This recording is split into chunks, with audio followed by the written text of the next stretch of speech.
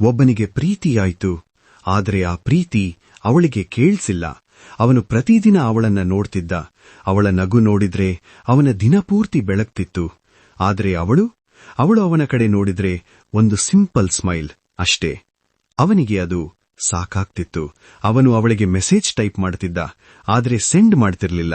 ನಿನಗೆ ಇಷ್ಟ ಅಂತ ಬರೀತಿದ್ದ, ಡಿಲೀಟ್ ಮಾಡ್ತಿದ್ದ. ಪ್ರತಿ ರಾತ್ರಿ 2 ಗಂಟೆಗೆ ಅವನು ಆನ್ಲೈನ್ ಬರ್ತಿದ್ದ. ಅವಳು ಆನ್ಲೈನ್ ಇಲ್ಲದಿದ್ರೂ ಅವನು ಟೈಪಿಂಗ್ ಬಾಕ್ಸ್ ಓಪನ್ ಮಾಡಿ ಅವಳ ಜೊತೆ ಇಮ್ಯಾಜಿನರಿ ಮಾತಾಡ್ತಿದ್ದ. ನೀನು ಊಟ ಮಾಡಿದೀಯಾ? ಒಂದು ದಿನ ಅವಳು ಸ್ಟೇಟಸ್ ಹಾಕಿದ್ಲು, ಫೀಲಿಂಗ್ ಹ್ಯಾಪಿ. ಅವನ ಹೃದಯ ಜೋರಾಗಿ ತಡಕಾಡಿತು.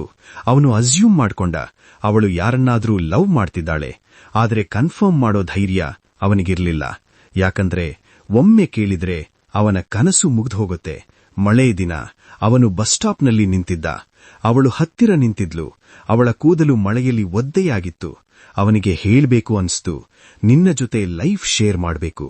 ಆದ್ರೆ ಅವನು ಹೇಳಿದ್ದು, ಅಂಬ್ರೆಲ್ಲ ಬೇಕಾ? ಅವಳು ಥ್ಯಾಂಕ್ಸ್ ಅಂದ್ಲು. ಅವನ ಹೃದಯ ಅದನ್ನೇ ಪ್ರಪೋಸಲ್ ಅಂತ ಇಮ್ಯಾಜಿನ್ ಮಾಡ್ಕೊಂತು. ಅವನು ಪ್ರತಿದಿನ ಮಿರರ್ ಮುಂದೆ ನಿಂತು ಪ್ರಾಕ್ಟೀಸ್ ಮಾಡ್ತಿದ್ದ. ನಿನಗೆ ನಾನಿಷ್ಟ, ನಾನು ನಿನ್ನ ಪ್ರೀತಿಸ್ತೀನಿ. ಆದ್ರೆ ಮಿರರ್ ರಿಫ್ಲೆಕ್ಷನ್ ಅವನನ್ನ ನೋಡಿ ನಗ್ತಿತ್ತು. ಅವಳಿಗೆ ನೀನು ಯಾರೂ ಅಲ್ಲ. ಅವನು ಯಾವ ಧ್ವನಿಗೆ ನಂಬಿಕೆ ಇಡಬೇಕು? ಒಂದು ದಿನ ಅವಳು ಅವನಿಗೆ ಕಾಲ್ ಮಾಡಿದ್ಲು. ಅವನ ಹೃದಯ ಆಲ್ಮೋಸ್ಟ್ ನಿಂತಂತಾಯಿತು. ಅವಳು ಹೇಳಿದ್ಲು, ನಾನು ಎಂಗೇಜ್ ಆಗ್ತಿದ್ದೀನಿ, ನಿನ್ನ ಆಶೀರ್ವಾದ ಬೇಕು. ಅವನು ಸ್ಮೈಲ್ ಮಾಡಿದ. ವಾಯ್ಸ್ ಸ್ಟಡಿಯಾಗಿ ಹೇಳಿದ, ಕಂಗ್ರಾಟ್ಸ್. ಆದರೆ ಆ ರಾತ್ರಿ ಅವನು ಫಸ್ಟ್ ಟೈಮ್ ಅವಳಿಗೆ ಮೆಸೇಜ್ ಕಳಿಸಿದ, ನಾನು ನಿನ್ನ ಪ್ರೀತಿಸ್ತಿದ್ದೆ. Send scene. ರಿಪ್ಲೈ ಇಲ್ಲ. ಆ ದಿನ ಅವನೊಂದು ಸತ್ಯ ಕಲ್ತ.